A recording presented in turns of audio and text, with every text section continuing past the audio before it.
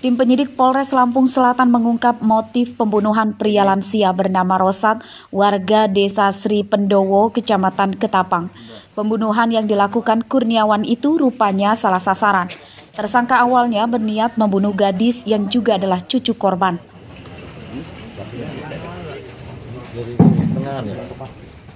Tersangka mendatangi rumah korban dengan membawa senjata tajam.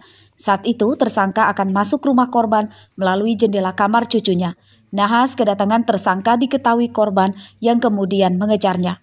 Tersangka yang panik kemudian menikam Rosat hingga tewas. Mencekik leher wanitanya dan wanitanya bangun sehingga terjadi perlawanan oleh wanitanya mengakibatkan tangan kanan wanitanya terluka.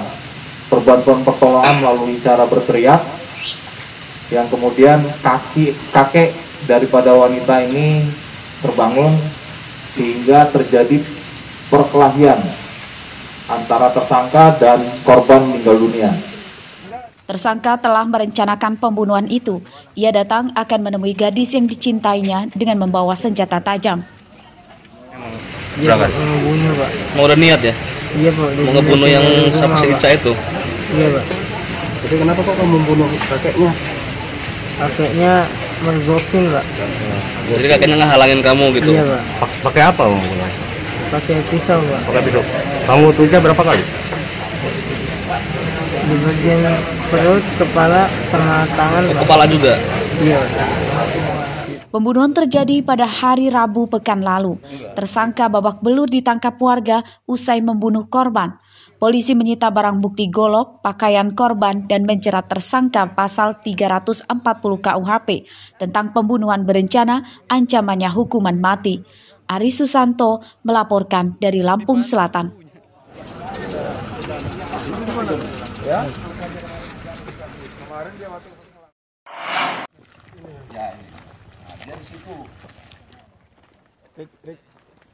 Tim penyidik Polres Pesawaran menemukan fakta baru kasus pembunuhan remaja putri berinisial IT di kebun karet di Desa Kalirejo, Kecamatan Negeri Katon. Pembunuhan itu rupanya direncanakan tersangka berinisial KRS.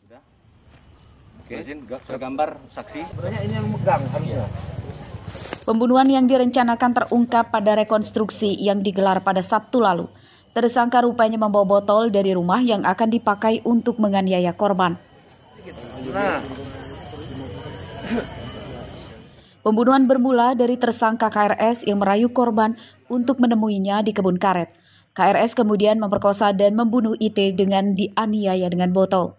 KRS juga merampas perhiasan kalung serta ponsel korban. Bagaimana tersangka membawa korban kemudian berhenti masuk ke dalam hutan atau kebun karet dan kemudian dilanjutkan dengan adegan-adegan selanjutnya sampai adegan terakhir adalah bagaimana tersangka memukulkan botol yang dipecahkan di kepalanya dan ditusukkan di lehernya. Kuasa hukum tersangka meminta kliennya jujur agar bisa meringankan hukumannya saat di persidangan. Untuk menjelaskan apa yang sebenarnya terjadi. Jadi jujur apa adanya. Karena apa? Dengan kejujuran daripada nantinya terdakwa Kamal ini itu akan meringankan hukuman dia. Sementara ancaman hukumannya ini adalah di atas 5 tahun. Dia kena undang-undang pasal pembunuhan, pasal pencurian dengan pemberatan, pasal perlindungan anak. Jadi ada 3. Jadi jenazah IT ditemukan petani pada hari Rabu pagi lalu. Tak sampai 6 jam dari penemuan jenazah korban, polisi berhasil menangkap tersangka. Ia awalnya mengatakan bahwa pembunuhan dilakukan spontanitas. Pembunuhan dilatar belakangi rasa ketakutan tersangka yang kerap mengirimkan foto tidak senonoh ke ponsel korban akan disebarluaskan ke media sosial. Polisi menjerat tersangka dengan pasal 340 KUHP tentang pembunuhan berencana. Ancamannya hukuman mati. Andri Kurniawan melaporkan dari Pesawaran.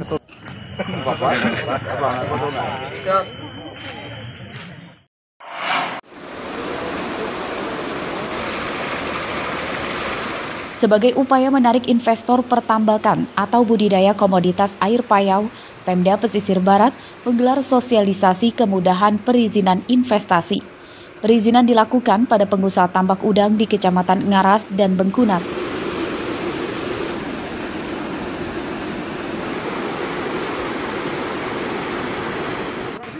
Pemda berjanji pengusaha yang akan mengurus izin investasi tidak akan dikenai biaya alias gratis.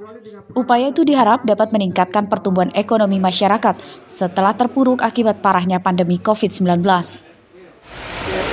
Kami dari pemerintah mau menawarkan bahwa berinvestasi di Kabupaten ini dengan tagline kami cepat, aman, dan semuanya kita laksanakan dengan gratis sesuai dengan instruksi Pak Bupati.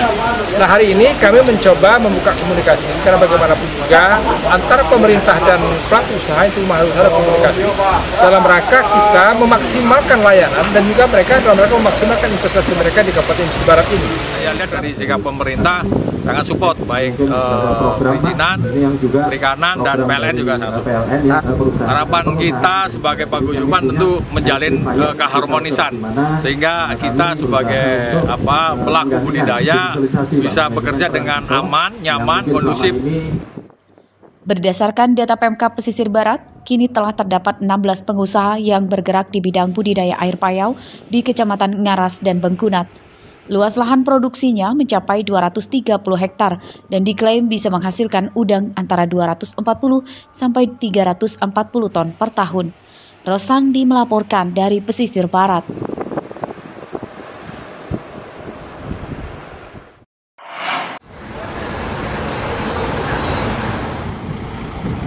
Tak hanya kenaikan harga BBM, para pengurus atau agen bus di Terminal Raja Basa, Bandar Lampung juga mengeluhkan fasilitas di terminal banyak yang rusak.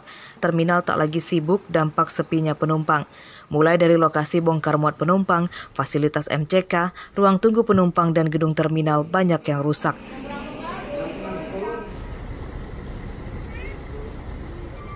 Menurut para agen, kini banyak bus antar kota antar provinsi yang tak lagi masuk ke Terminal Raja Basa. Penyebabnya karena terminal rusak. Faktor lain karena Terminal Raja Basa jauh dari pintu gerbang tol Trans Sumatera. Nah iya, yang pasti itu fasilitas, tolong, terus semua mobil masukkan. Kalau begini apa namanya? Oh, maksudnya ini yang masuk hanya mobil-mobil tertentu? Iya, lokal aja nih. Ini mulai Kota Bumi, Kota Agung ya di sini. Kalau lintas nggak ada. Lintas itu cuma ALS, Putra Remaja, sama Sinar Jaya kadang-kadang masuk, kadang enggak masuk. Orang tuh nggak mau masuk. Yang jelas kan akses jalan ini. Otoritas Terminal Raja Basa telah mengajukan permohonan perbaikan ke Balai Pengelola Transportasi Darat, namun belum juga terrealisasi. Kita usulkan 2022, realisasinya kalau disetujui itu di 2023. Ini mekanisme APBN, jadi mengusulkan dulu. Di awal tahun disetujui, di 2023 dilaksanakan kegiatan itu. Di masa jayanya dahulu, Raja Basa jadi terminal tersibuk di Lampung. Sebagian besar bus antar kota antar provinsi tujuan sejumlah kota di Sumatera dan Jawa masuk ke Terminal Raja Basa untuk menurunkan dan mendapatkan tambahan penumpang. Itu telah sirna dan kini Terminal Raja Basa setiap harinya hanya diisi oleh bus antar kota dalam provinsi serta angkot saja. Jeffrey Arifin melaporkan dari Bandar Lampung.